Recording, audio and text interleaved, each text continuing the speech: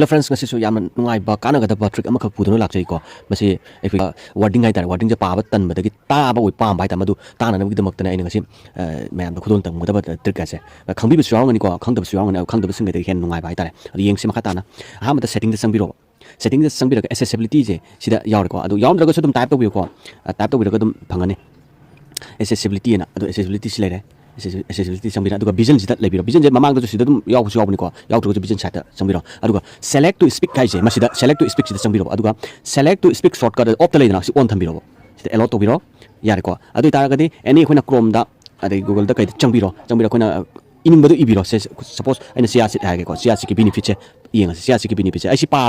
ba tal le khali ta di pamba adu ta si ki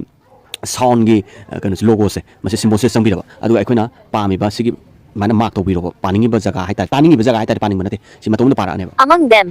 reducing blood pressure.